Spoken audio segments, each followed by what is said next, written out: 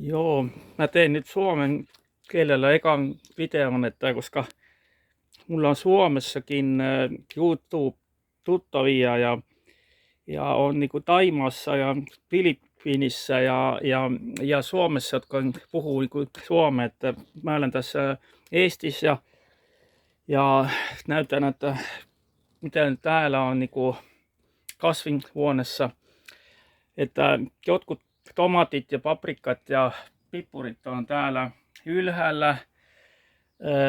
Ne riippuu tässä ja että olisi lämpimämpi ja ne antaisi satoa nopeammin. Ja sitten toiset tässä maassa ne on pantu tämmöisen lohin laatikkoon.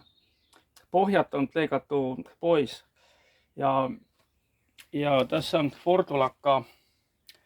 Ja nää tässä on niinku varajuttua, jos tarvii, niin laitan.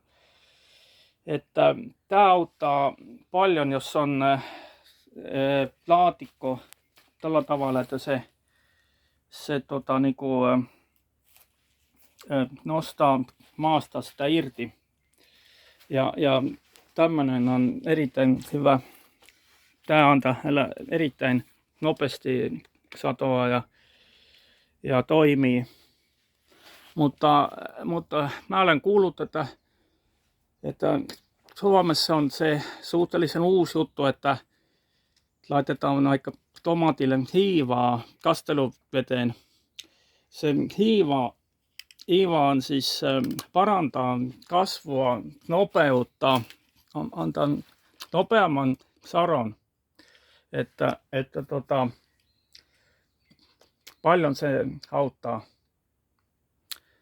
jos viittis kokeilla. Täällä on lannoiteksi laitettu myös, voi laittaa jotain, niinku, mitä se on suomeksi, se on sitten tämmöistä niinku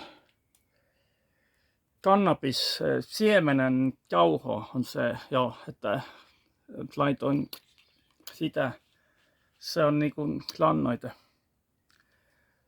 No niin, joo, että tämmöistä täältä.